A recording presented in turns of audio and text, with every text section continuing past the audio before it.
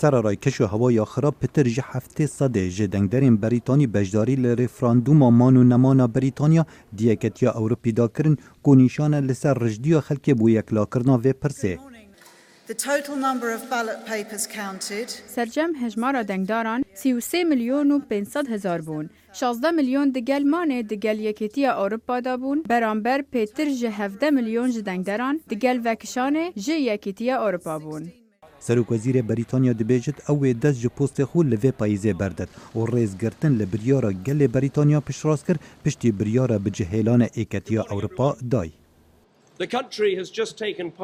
ولات مبتنی بهرک جوی دموکراسیا مازم کارینا. پتر جسه 3 میلیون کسان گوت نخوا گود. دوی ام سربلند بین بوی راستیه کو گل دکارا بریارا کا مازم بدد.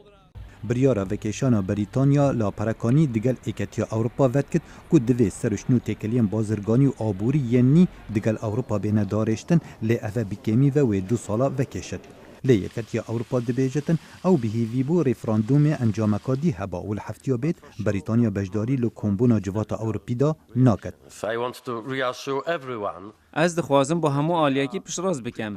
ام آماده بون با وی سیناریو نگاتیو و لجهه توای ریبرین اروپا ما بریار هیا ام به یگرتی بمینین. او اروپای های گرتی پاشا رو جامعه.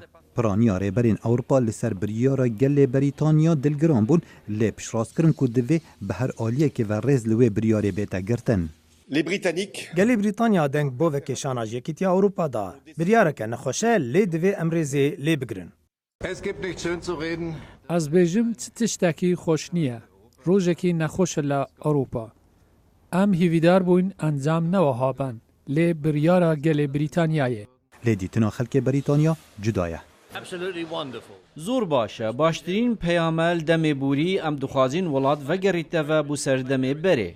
بریارا بریتانیا بازار جهانی ج توکیو توای آسیا بو اروپا هجاند بنیاد آبوریا بلنبرگ مزنده دکه کو به بهای 700 میلیارد دلار سهم و سند لبازار جهانی داک هفتن و پاون استرلینی گهشتن نظم ترین است لدم 3 سالن بوری. خالد فتاح دنگ امریکا.